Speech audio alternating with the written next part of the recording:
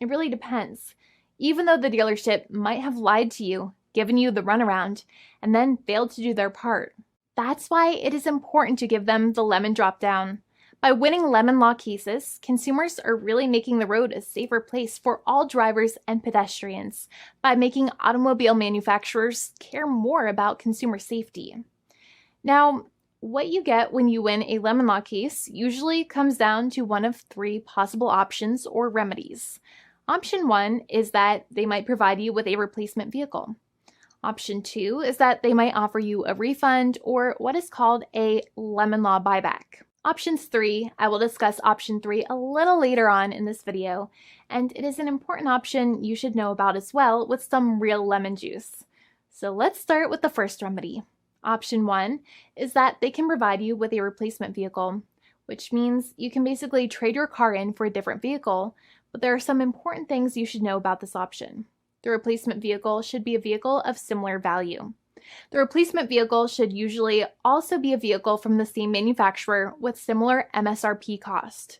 It's crazy that many times, even though you really don't like dealing with that dealership, you might have to get a second car from the same manufacturer, even though they have lied to you and given you the runaround or given you a hard time. But there is another option with this as well, because year after year, the cost of vehicles might go up and the new vehicle might cost more. That price jump can make it difficult to get a car with the same MSRP price. Even though your car was a lemon, you might still have to pay that extra cost for the new and now more expensive vehicle.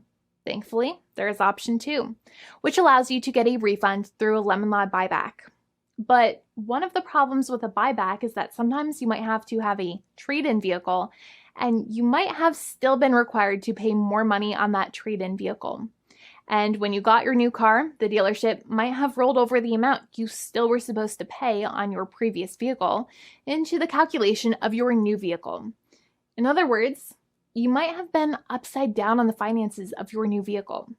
So sometimes you need to pay for that difference in order to get out of the car. And a lot of people find it extremely weird that they have to pay money in order to get out of the defective vehicle. But many times that's how it works. Now, in a lemon law buyback, if you get a lemon law buyback, you usually get back what you paid. You may have bought the vehicle in a one lump sum all at once, or you more than likely had a finance or lease plan. What you usually get back is the money that you actually paid. Your hard-earned money that actually left your pocket and went straight into the pockets of the manufacturers. So think about it for a second and try to calculate about how much you paid. Think about the down payment and also add up all of the monthly payments that you have made for your car so far. It can add up to a lot of hard-earned money. In some cases, it can add up to $30,000 or more, but every case is different. Even though they accept that their vehicle is a lemon, many times the manufacturers still try to pinch pennies and also nickel and dime their customers. So they deduct certain fees during the negotiations, such as an offset for mileage for the portion of time that your vehicle did not have problems. Sometimes it is legal for manufacturers to deduct such things from the settlement you end up getting, but many times they may be doing so incorrectly or it might be taking away too much of your personal money. Having a powerful negotiator and experienced attorney by your side can be very helpful. In addition, most lawyers do not charge you out of your own pocket for their attorney's fees and court costs. Many attorneys only get paid if they win, and if they don't win, they just don't get paid anything. Lots of attorneys spend their own money on your case, and the attorney might never to take that risk if you have a strong case. My money back. But when I made effects the vehicle caused, even if you don't have a clear lemon law case, the manufacturer might still make a good faith offer to settle the matter and get it off of their heads. In many situations, even though the settlement might be less than a full buyback of the vehicle, it might make sense for you to accept that offer depending on your goals.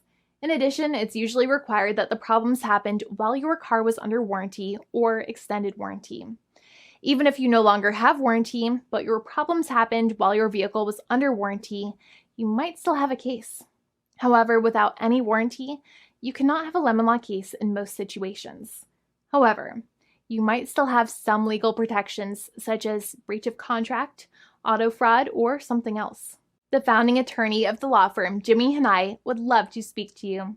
The consultation is completely free, and the team of lawyers can speak to you and review any documents you have for the vehicle, such as your vehicle purchase agreement and repair invoices. Call now for a completely complimentary and fully free consultation with an experienced lawyer.